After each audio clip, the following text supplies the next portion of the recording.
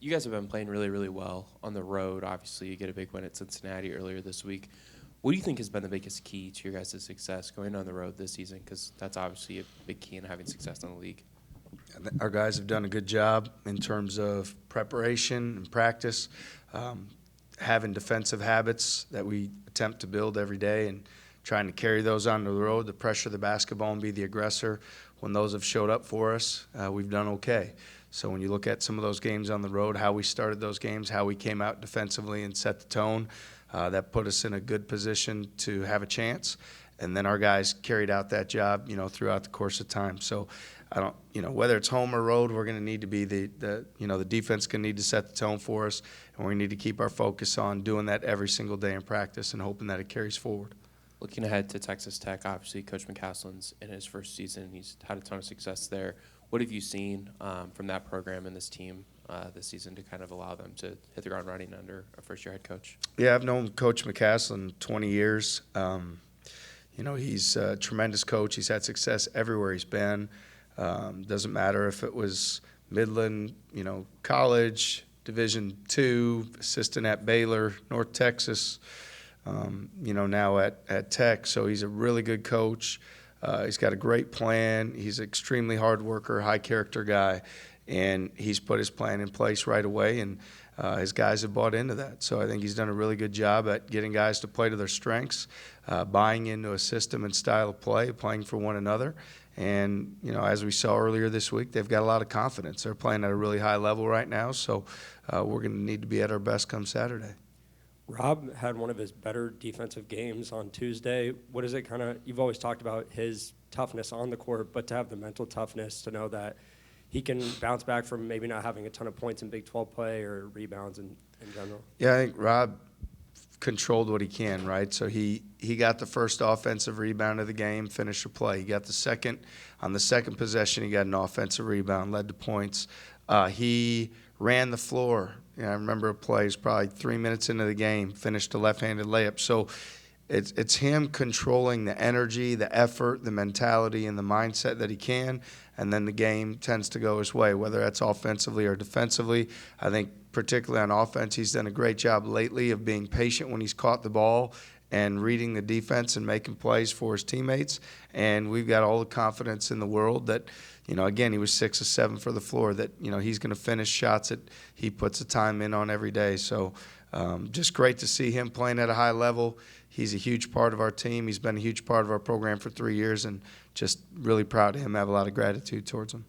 Talked a lot about how you message to your guys that adversity is going to come in the Big 12, that it's inevitable.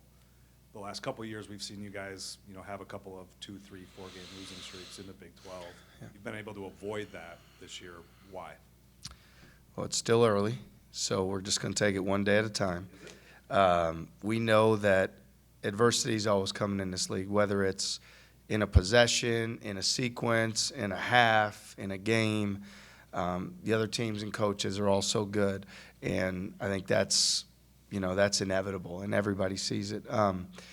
In terms of, I don't want to get too far ahead of anything because, like I said, we still have, 7 league games to go, and just look at it one game at a time and take what's in front of us. And I know we got a really good team coming in here, and I know that we've got to be at our best because they do a great job offensively spacing you out, and they play great team defense. So I would say that our guys, for the most part up to this point, have been able to keep their focus on the task at hand and what's right in front of them. And I think when you can do that and you put all your effort and energy into the next game or the next practice, you can do okay. I think this group's had a good mindset of let's just worry about the next thing and as opposed to getting ahead. How would you describe the challenge and the difficulty of keeping that focus that you talked about over the course of not only an 18-game league schedule, but when you're going back to, you guys started practice in June, you go to the Bahamas in August. I mean, it's never ending for them. It only ramps up. Yeah, I think hopefully our coach and staff and our assistants do a great job preparing our guys so they see that sense of urgency. We try to have a great sense of urgency with everything we do as coaches to set the tone for that.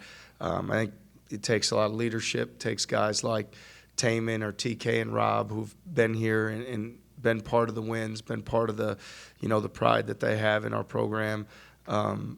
but I don't know, man. We just try to practice hard every single day.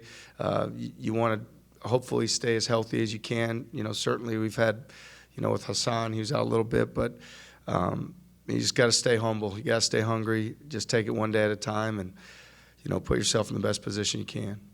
How has Keyshawn grown or developed as a finisher this season? I think Keyshawn's grown, like he's a very intelligent young man. I think you're seeing like his mental fortitude where he gets to the next play. He doesn't hang on to things. I think he's made progress there. He's really watching a lot of film, studying reads and where he can attack downhill and where the finishing plays come. I think he stays in his like mindset and mentality of being true to himself and who he is as a player and that attacking downhill mindset and setting the tone that way. I think his teammates have done a good job, spacing-wise, knowing when he's going to attack to be in the right position. So I think all of it has to go together, and I think his consistency has come with all those things, and it's a credit to the work that he's done because he stayed focused every single day. And again, he's going to continue to do that, but up to this point, I've been really pleased with how he's continued to handle that and just putting in the work. If you look at some of your previous teams before you came to Iowa State, you had some electric offensive performances. I mean, obviously Mike Dahm in the past.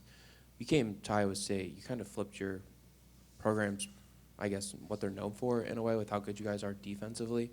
What kind of led to that decision, and what do you think has allowed you to maybe execute it at such a high level?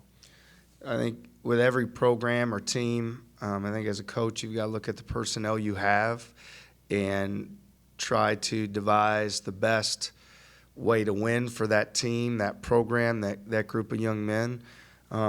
As you mentioned, when we're fortunate to get the opportunity at South Dakota State, there's a team that, had a lot of really skilled guys, and one in particular that's one of the top scores in the history of college basketball. And so we leaned into the strengths of what that group and that team and that program had. When we came here, felt like to be successful, we were going to really have to lean into doing the effort-based things, getting on the floor for loose balls, taking charges, rebounding, just having effort, which is something that you have more in your control than some other things. And to do that, we felt like defensively was the way that was going to give us the best pathway to be successful. As soon as we could, we had no idea what timeline. We were fortunate that the young men we brought in the first season bought into that, adapted that. Guys like Brockington and Kelsher certainly set the tone, and then, I think then when you start recruiting guys and you show them, hey, this is what it looks like defensively, and then we want to continue to move our offense forward, but not deviating from the things that have made us successful defensively. So we've got to work extremely hard and be committed, have guys that buy into it. But if you say what led to it, I'd just say it's more of an overall program evaluation, probably more at my core. I'm probably a little more of a guy that, wants to scrap a little bit and, do those effort-based things, takes pride in doing them, myself, and thinking that gives you the most influence on how things go. And so just proud of our guys that they've done the hard work every single day and stayed the course with it. To follow up, you talked about feeling like that is what Iowa State needed to be successful. So often it feels like coaches have a philosophy and they want the players in the program to adopt to their philosophy to be successful. You seem to kind of do the opposite in a little bit of a way. Why is that, and why do you feel like that was maybe the best way for you to be successful, if that makes sense? Yeah, I don't know. For me, it's not an ego thing. I certainly don't think I have all the answers or know the best way. I just look at what do we have and what can we do on a daily basis. So I've never been somebody that believes, or is convicted to any one thing as this has to be what we run offensively or defensively. It's been more about, being in that moment, being with that team, and what can they do and what can you bring out the most and demand from them to be at their best. So I can't speak really to other coaches and how they do it. I'd rather not be a offense guy or a defense guy or this guy or that guy. I'd rather be hey, what can this team and this program and these young men do this year to give us the best chance to win? And then reevaluate that after the season and do it again moving forward. So that's what we'll continue to do. And just lean into the strengths of the group that we have. You've talked a lot about taking it one day at a time, but how do you continue to relay that message, especially when you guys went from a team this year where you're looking to upset top 10 opponents, but now, for the time being, every team's looking to do that against you? Yeah, my guess is if there's anything we've learned over the last couple of years when I'm sitting up here, that it's probably quite redundant with the daily habits and do the hard work and the every single day and focus on what's in front of us today.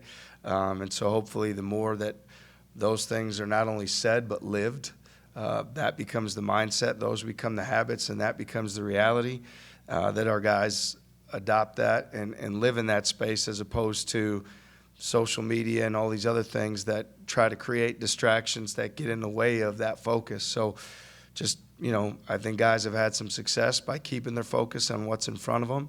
Hopefully that's built their confidence, and then carried that message to the other young men of, hey, if you just keep your focus on this day and doing what you can, good things can happen today, and then get on to the next thing when that presents itself. So it's really nothing more than, being the best you can in that moment.